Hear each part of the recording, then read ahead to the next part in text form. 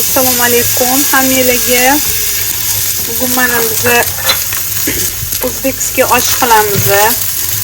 Endi chet elchilik mehrobga osh qilishi, mani retseptimga oshni ko'rsatib beraman. Men choyxona palov qilaman.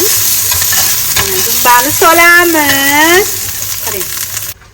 Dumbani eritib, men ozgina olivka va yog', keyin oddiy yog' solaman mana. Keyin mana zig'ir yog' solamiz. Samarqanddan kelgan toza zig'ir yog'imizni solamiz. 2 qoshiq solaman bo'ldi. Mana yog'imiz qizidi. Mana endi piyoz solamiz. Jigaring holga kelguncha qovuramiz buni. Mana ko'ryapsizlar, bundan sal qizarishi kerak. Mana bunaqa qizarib chiqishi kerak. Men qoraroq osh qilaman, shuning uchun mana endi go'sht solamiz. Men to'rama go'sht qilaman. Xolasanglar butun qilsanglar bo'ladi, lekin butun go'shtni birinchi qo'rib olishingiz kerak. Men to'rama yaxshilab qo'rib olamiz kerak go'shtimizni. Bitta go'shtimizni qo'y go'shti, mol go'shtimi? Qo'y go'shti bilan mol go'shti aralashgan. Xolasanglar qo'y go'shti qilasizlar. Просто.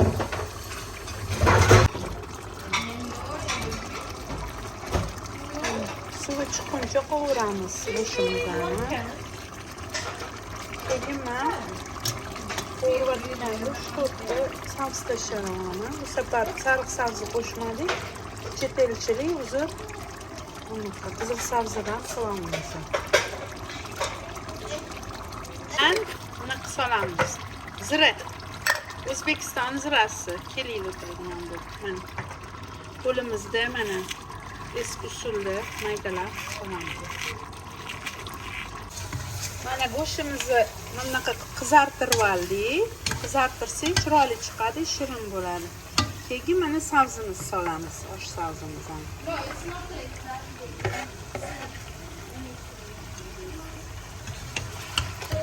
Aylantirib, ko'p qovurmayman. Dubay sabzisi tez o'lib qoladi. Lifehack.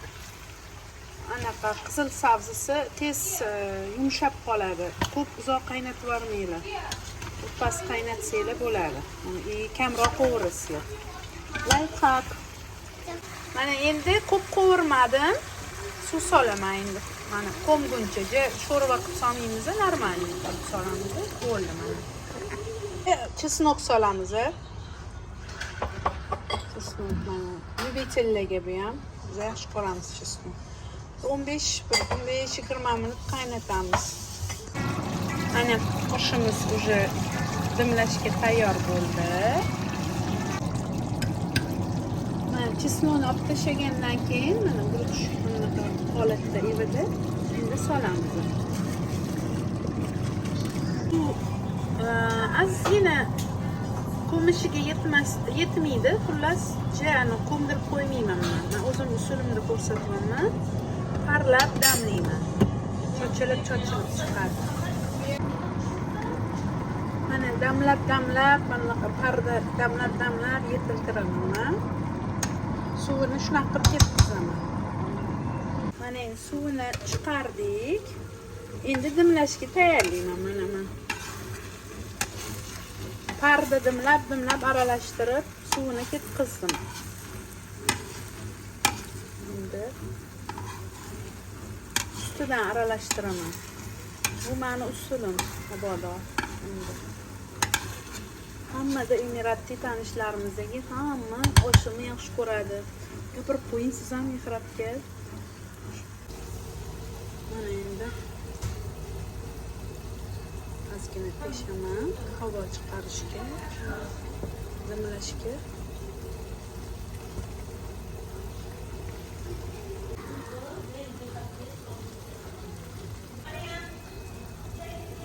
Yarim dori achchiq sevuvchilarga, keyin ustiga zira sepib dimlab qo'yamiz. Mana zirani sepdim, mana endi dimlaymiz. 15 minutga dimlayman men. Tekshirib olaman, keyincha tiri bo'lib qolsa 20 minut tushayman. odatda shu 15-20 minut tushiyman. Gazimizga qarab, hozir men plitada qilaman. Endi qo'l bola achichuv qilamiz. Endi shu rayhonimiz yo'q ekan, uzr, endi chet elchilik bu yog'i boriga baraka qilib osh qildik. Qizil sabzidan ham zo'r osh qilsa bo'ladi. Mana oshimiz endi pishdi. Buni alohida olib, keyin aralashtiramiz. Bular aralashtirib olmaydi yana. Xilla billa aralashtiraymi deb so'rashdi-da, shuning uchun aytibman yana, noto'g'ri tushunmaydi yoshlar. Mana guruchlarimiz mana sochilib parda dimlasanglar guruch ta'mi qoladi ichida, mazasi. Shirin bo'lib turadi.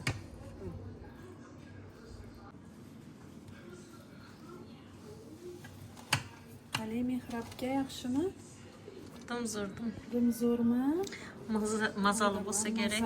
Lazzat yeb yeymiz buni. Voy, boy.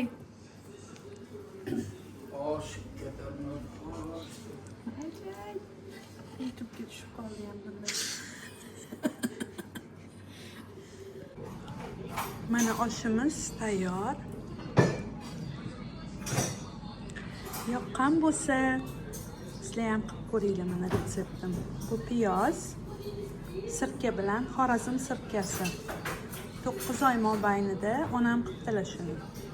Xorazm uzum sirkasi retseptida. Proba qilib ko'ringlar buni ham. Mana Abdulla yeb ko'ring, oshimga baho bering. Toshkent stilida qildim. Qalay yoqdi. Zo'r bo'pti. Rosa mazali. Xushro'ymi? Yorib berdi. Yorib beribdimi? Chaych.